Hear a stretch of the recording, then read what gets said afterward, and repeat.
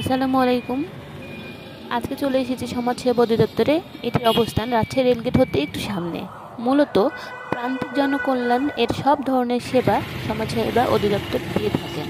তাছাড়া সমাজে পিছিয়ে পড়া জনগোষ্ঠীর সার্বিক উন্নয়ন মূলত এর লক্ষ্য।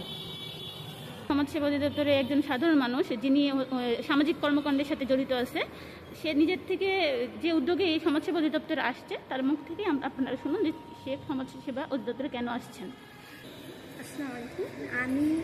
আমি এসেছি ওই যে একজনে প্রতিবন্ধী ভাতার কাগজপত্র জমা দিয়েছি, তো সেই জন্যে ওই ভাতার কার্ড হয়েছে কিনা এটা জানার জন্য। আচ্ছা, আপনি কতদিন আমাদের যে সংস্থা আছে, তো আমরা আর কি করি, এই খুঁজে খুঁজে আমাদের কাছে আসছে, তখন আমরা তাদের প্রতিবন্ধী ভাতা, তারপর বয়স্ক ভাতা এগুলো করে দিই। সাধারণ জনগণ হিসেবে তারা সমাজসেবা অধিদপ্তরে আসছে, তাদের যে কর্মকাণ্ডে তারা অংশগ্রহণ করেছে সেটা জানাবে, তারা কেন আসছে সমাজসেবা অধিদপ্তরে। আসসালামু আলাইকুম। ওয়ালাইকুম আসসালাম। আপু, আপনি সমাজসেবা অধিদপ্তরে কেন আসছেন?